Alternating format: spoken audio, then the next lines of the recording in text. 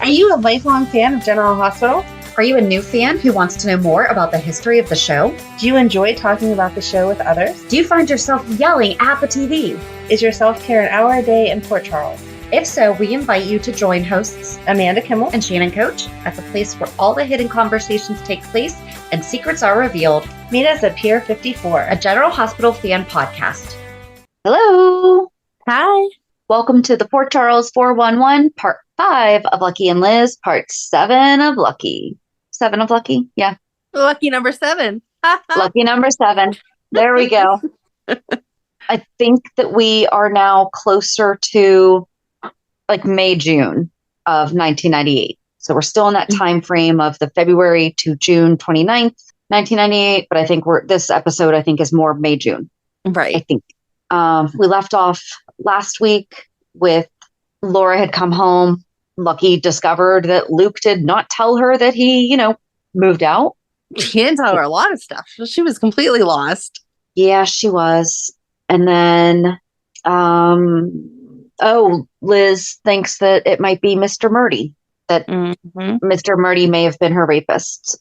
We'll just pick back up at Luke and Laura's house. Oh, because Laura also didn't know that Nikolas had been shot. Correct. So, back home, after running into Lucky at Luke's club, Laura arrived home and rips into Luke for keeping her in the dark about Lucky's leaving home, as well as Nikolas being shot. Then Lucky tells Liz that his mother didn't even know that he had left home and that all the other, quote, news shocked her. Lucky lamented that his mother made excuses for his father, saying what happened between his parents was bad timing and that no one was at fault.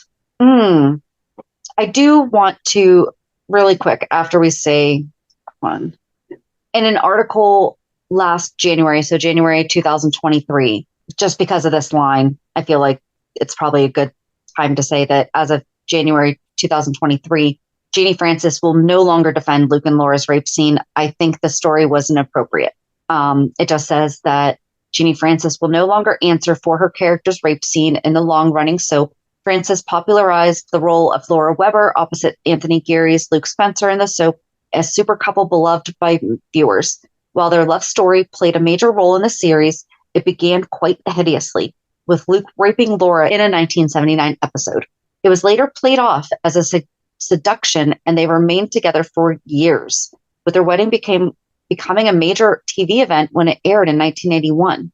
Francis, 60, reflected on the controversial rape scene during the show's panel at the ABC Television Critics Association press conference on Wednesday, calling the storyline inappropriate and stating she'll no longer carry the burden of defending it. As a young kid at 17, I was told to play rape and I played it, Francis said. I didn't even know what it was, but at 17, you follow the rules and you do as you're told and you aim to please. Now at 60, I don't feel the need to defend that anymore, she says, and I think the story was inappropriate. I don't condone it, and it's been a burden that I've had to carry and try to justify, so I'm not doing that anymore. When a woman says no, she should be listened to, and if you replay that scene, you don't have Laura just saying no, you have her screaming no. Wow. Yeah. So the article goes on a little bit more, but I don't think we need to read all that.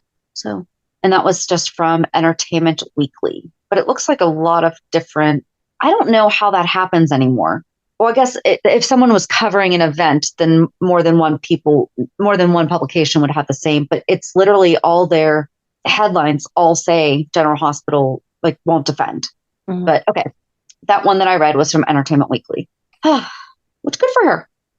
Anyway, back to, so the reason that I read that is because Laura said that no one was to blame and it was just bad timing. No. Lucky says that his family is built on something. Hold it. Lucky lamented that his mother made. Okay, never mind. I was thinking, did Liz say that? And she didn't. No. Okay. Lucky says that his family is built on something that is just wrong and that they've tried to cover the rape up, hoping it would go away, but it didn't. Liz wonders if she will always be the kid who was raped. She's not. That's right.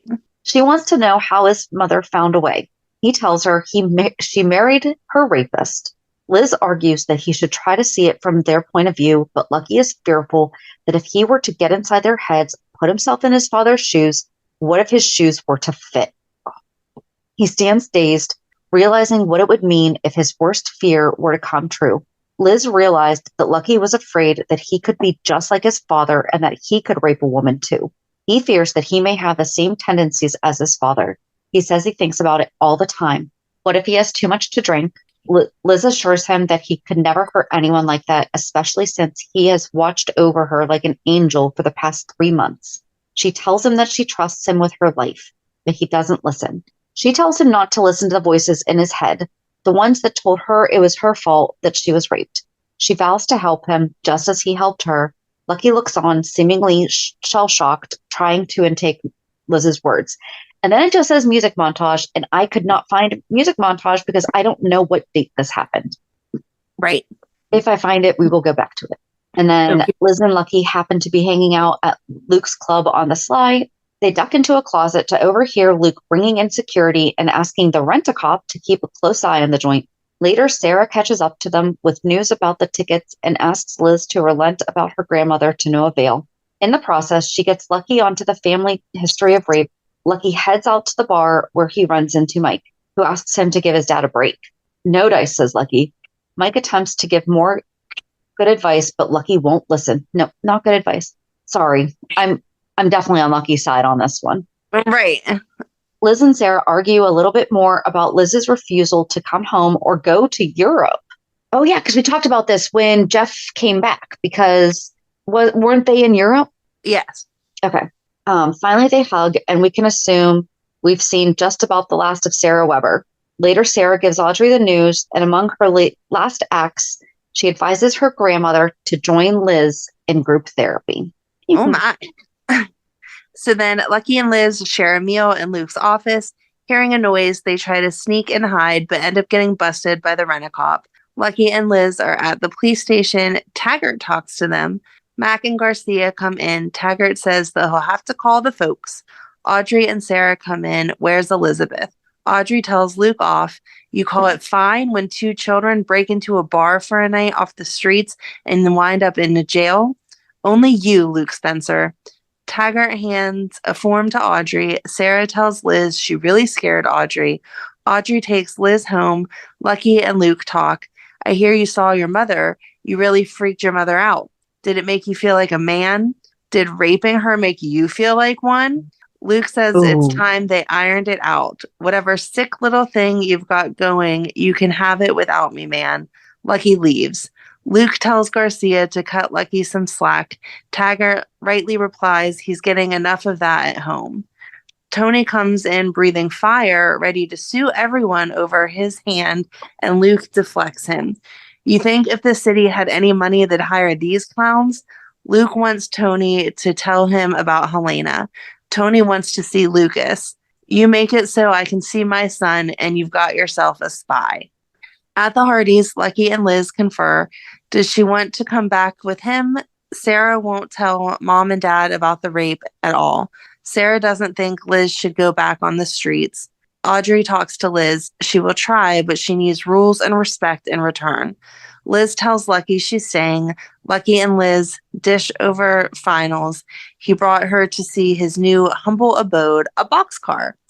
They set about making it more homey. Extremely homey with blue paint and trompe d'oil. Is that how you say it? Trompe d'oil? Hold on. It's Liz's painting stuff, but I don't know how it's supposed to be said. Anyway, to make up for the lack of furnishings, and they celebrate with a paint fight. Was this really the first time that we saw Liz paint? I think this is the first time that we... Yeah, like really realized how good she was. Yes. And then at the hospital, Bobby tells Audrey she hasn't seen that much of Lucky. Audrey says that Elizabeth has. Audrey doesn't know how concerned she should be. After all, they are unchaperoned. Liz comes in and Bobby leaves. Liz claims she left early in the morning, but Audrey knows she spent the night out. Liz tells Audrey Liz, will do as she darn well pleases. She can't pretend she was never raped. Audrey explains that this is how she was raised. Audrey is most annoyed about the lying. Upset me. Let me be upset. That's the thing I do best, but I get over it. She suggests dinner to Liz. However, Liz is going out. Lucky and Liz talk about Audrey and about her staying out. He's found out a little more about Mr. Murdy. Murdy and his wife were fighting, and she was saying, "No, I don't want to. Don't make me." Liz is determined to stop Murdy. Maybe he'll admit it or try again. They set up a trap. Liz and Lucky discuss their plans to trap Mr. Murdy into confession, if he's the rapist. They first must take their English exam, which involves pages and pages of writing and isn't over until 3:45. Then Liz pretends to be concerned about her results and asks Murdy if he'll have the test graded that night. He claims he will. They arrange to meet in the park at 9 that night to discuss her exam grade. Later in the park, Liz and Lucky wait for Murdy. Lucky goes to hide in the bushes with the bat in order to save her if things get ugly. But then there's a hand on his shoulder. A car alarm goes off, and then we see Mr. Murdy coming towards Elizabeth. It was a policeman who grabbed Lucky, and he wants to know why the boy is lurking in the bushes. Murdy, meanwhile, confronts Liz, who doesn't realize her backup is not back there. Liz is standing by the fountain, waiting for Mr. Murdy to show up. She looks into the distance and sees a hazy Mr. Murdy coming towards her. Her mind goes back to the night she was raped, as if she's reliving it again. The cop decides to haul Lucky off to the police station because maybe if they do it enough, his parents will step up and take responsibility for him. As he is getting dragged away by the cop, he yells to Elizabeth to get out of the park, but she doesn't hear him.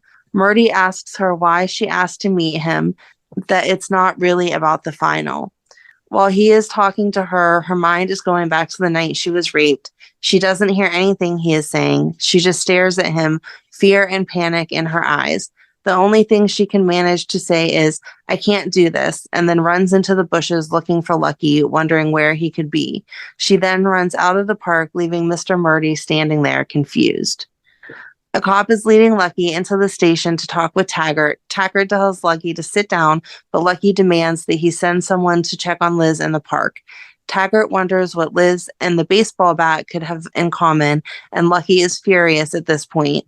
He yells that she is out there alone and that he told her he would protect her. Taggart tells him again to sit down, and when Lucky tries to get up to leave, the other cop forces him back into the chair. Taggart insists that he can keep him at the station. Lucky is seething and distraught over what could be happening to Liz in the park. Liz makes it home, hurriedly opens the door, gets inside, locks the door, and runs to the safety of the sofa, rolling up in a ball.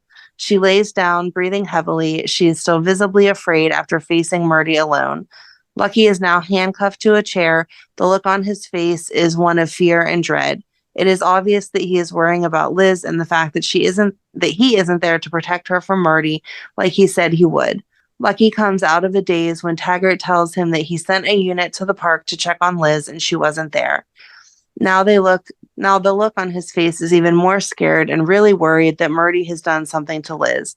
At this point, Laura walks in, sees Lucky handcuffed to the chair, and questions Taggart about it. Taggart asks her snidely whether she was dead or in Switzerland this whole time. Laura ignores Taggart's remarks and tells him to release Lucky. Taggart tells her that it will cost $100 since Lucky wasn't very cooperative and they issued him a citation. Laura agrees to pay, and Taggart takes the handcuffs off of Lucky, telling Laura that she should consider investigating in a pair of these to keep Lucky at home. Laura gives Taggart a nasty stare at this remark, and then Lucky jumps up to leave. As Laura tries to stop him, Lucky tells her that Liz may be in trouble, that unlike her, Liz wants to punish the guy who raped her. Lucky gets this within earshot of Taggart and the other officers, and Laura looks at them, clearly embarrassed. The doorbell rings, startling Liz, who is still lying on the sofa. She is panicking, thinking that it may be Murdy. Lucky calls to her through the closed door. She hears his voice and runs to open the door. Lucky takes her into his arms, telling her he is sorry, asking if she's all right. Liz asks what happened to him as he caresses her face. He tells her that in the park, while he was hiding in the bushes, a cop mistook him for a mugger. I wanted to say muggler, like that's a word. I'm putting mug and burglar together. Sorry. I thought you were going to say something. Isn't there like a muggle? Isn't that like Harry Potter? Yes. No, I That's wasn't. what I thought you were going to say. I don't know Harry Potter at all, but I feel like I knew that word. That would work because muggle is just like no one special in Harry Potter. So there you Okay. go. Okay. Like looked down upon. Like Okay. if you were Harry Potter and you called someone that, then you would be like telling them how much better you are than they are. So Gotcha. Okay. anyway, the cop mistook him for a mugger, not a burglar and a mugger, and he didn't have time to think. Lucky asked her what Murdy said to her and if he hurt her. Liz replies, "No, I don't know. I don't think so."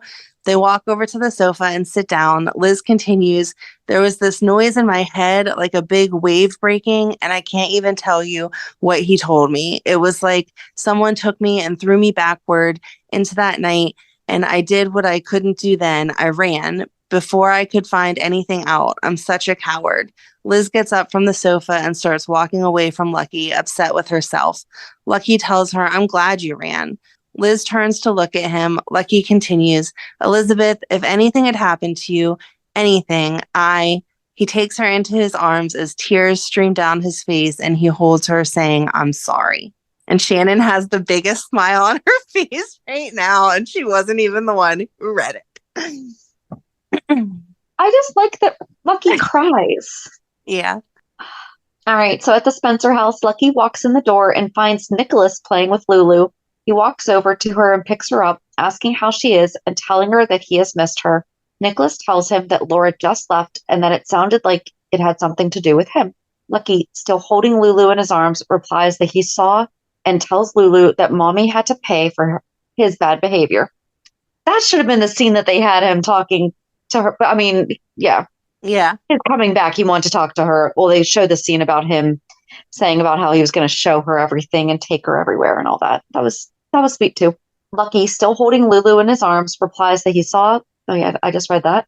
Putting Lulu down, he walks over to the table, takes money out of his pockets, and puts it on the table, telling Nikolas that he thought he would pay her back. Then Lucky asks Nick if he has moved into his room yet. Nick tells him that he doesn't want to fight with him.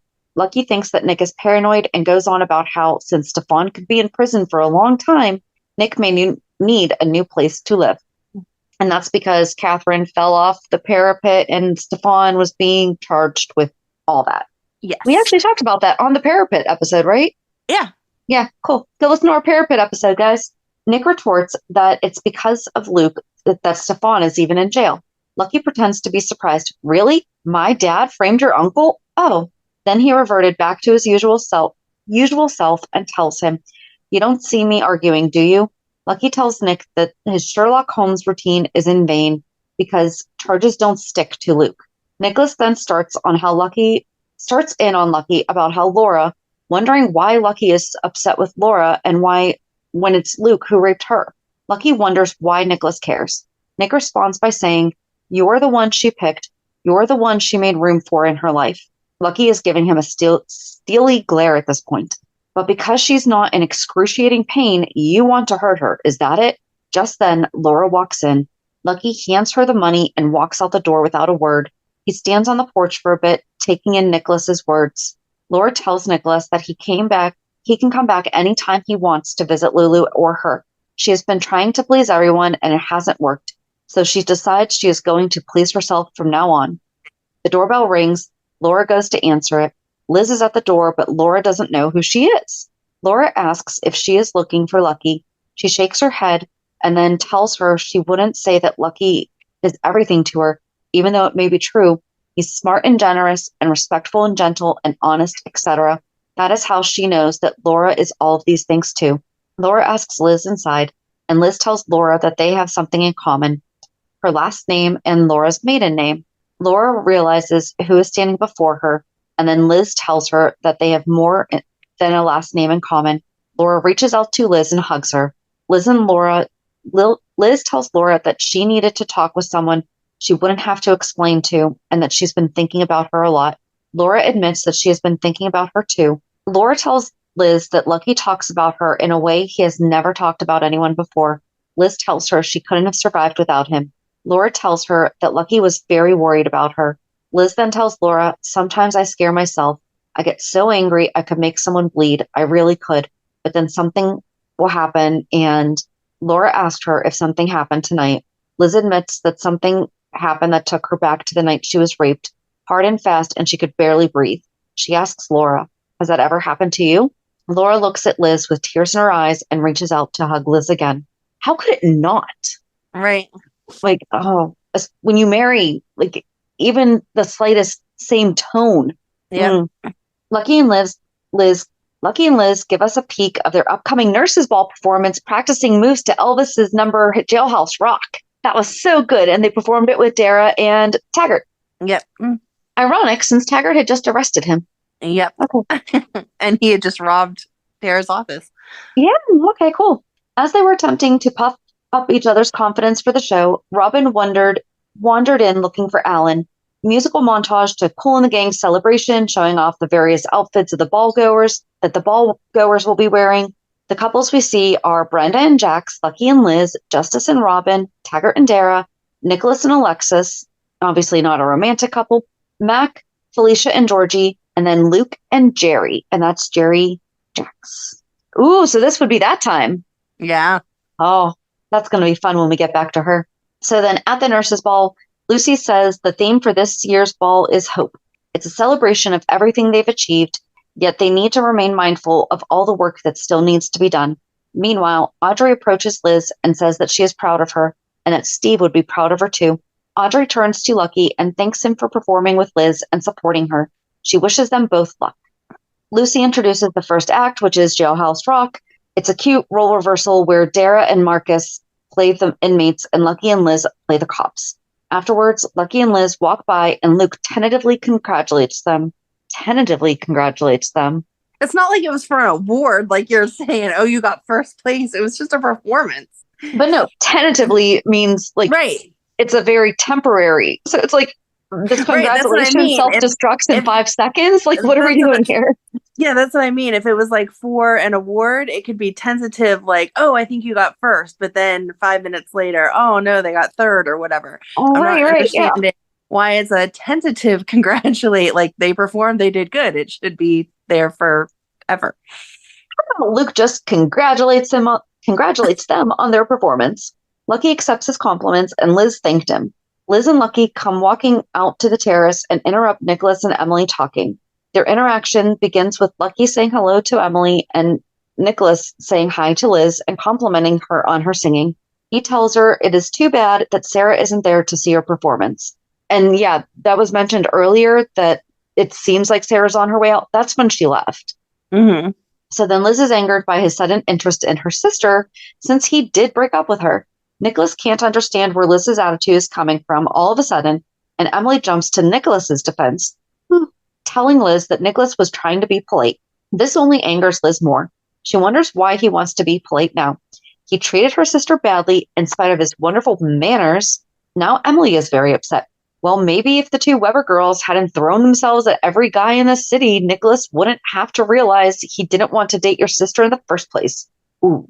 Mm-hmm. Now, Lucky is angry at Emily's attack on Liz and yells at her to back off, that she is starting to sound like Nikolas, a spoiled rich kid. Then Nikolas jumps in to defend Emily. He tells Lucky, I don't care what your girlfriend has been through, Lucky. That doesn't give you the right to insult Em.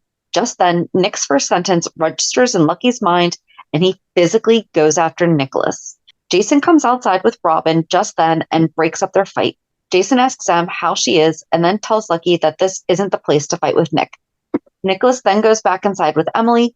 Lucky collects himself and he and Liz leave the nurses' ball. At the boxcar, Lucky is writing and watching Liz, who is painting.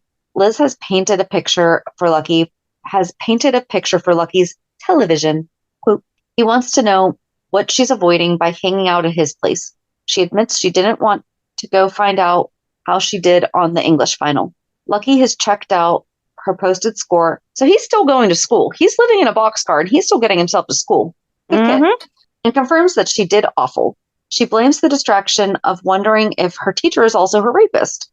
Liz thinks everyone knows about the rape based on Emily and Nick's remarks at the nurses' ball. Lucky says Emily was just sticking up for Prince Nikolas because she's not a real cruel person despite how it sounded and would never have made such a remark if she had known about the rape.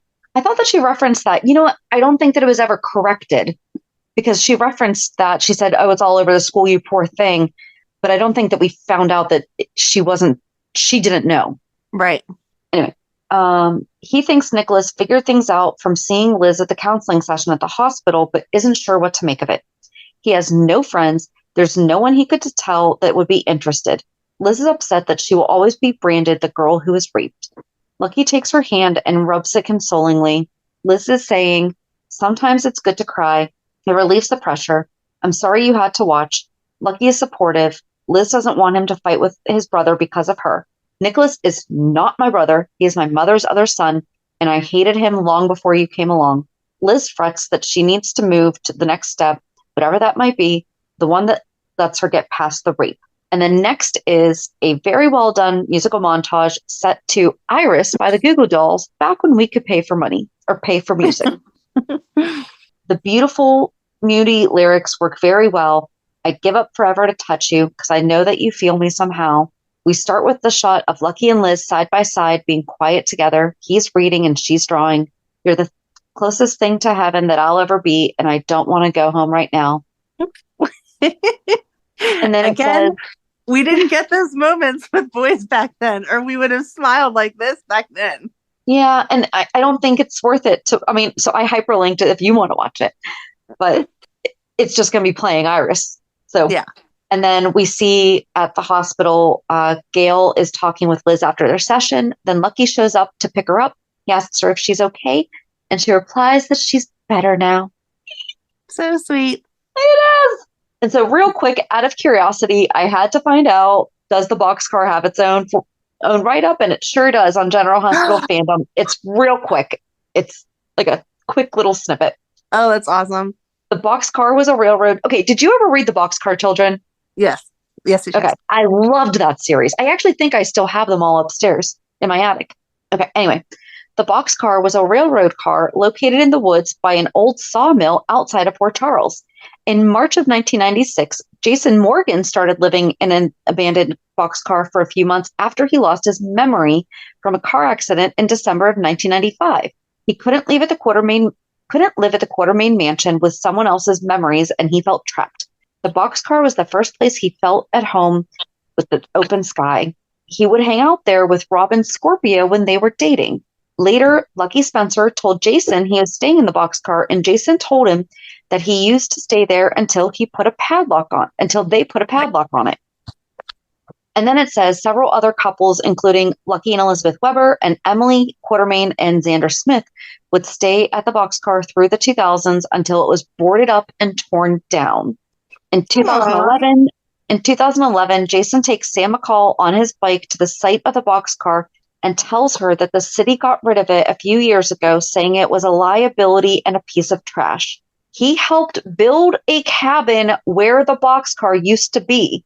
As it was his special secret place when he needed to get away, he wanted to share it with Sam.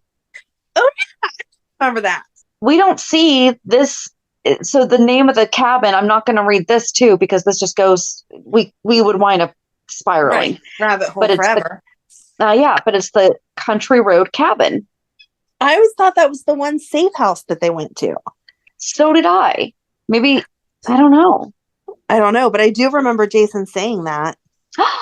Oh, okay. So actually, real quick, the history of the cabin actually just kind of recaps what I just said about how Jason moved into the boxcar and then he spent time and everything and blah, blah, blah, blah, blah. It's literally almost the same exact. So sorry, we are going down this five sentence. Good. Jason bought the property and had the cabin built for him and Sam to spend their wedding night. Aww. Jason did a lot of the construction work himself, intending for it to be a private place for him and Sam. However, he was hospitalized due to a head injury after a second car accident right before the wedding and was forced to bring in a crew to finish the work. Sam and Jason spent their wedding night here in 2011 before leaving for a month-long honeymoon in Hawaii. Jason and Sam returned to the cabin in 2012 after finding out she was pregnant to spend some private time together, celebrating their child before announcing the pregnancy. Aww. Okay, that was sweet. That was sweet. It's just all so sweet. Okay.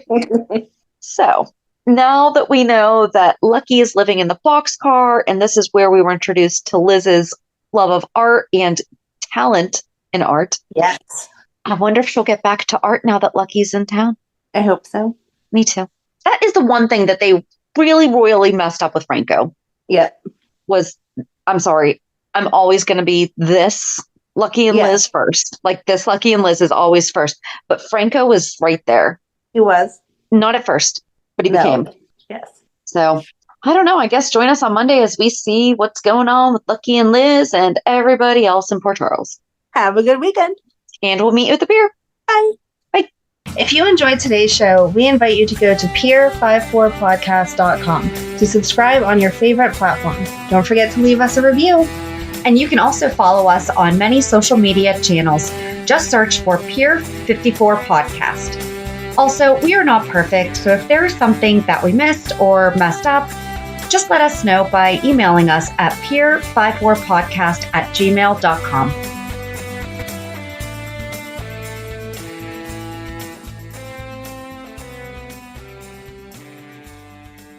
It's tax season, and at LifeLock, we know you're tired of numbers.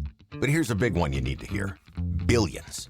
That's the amount of money in refunds the IRS has flagged for possible identity fraud. Now here's another big number. 100 million. That's how many data points LifeLock monitors every second. If your identity is stolen, we'll fix it guaranteed. One last big number. Save up to 40% your first year. Visit LifeLock.com/podcast for the threats you can't control. Terms apply.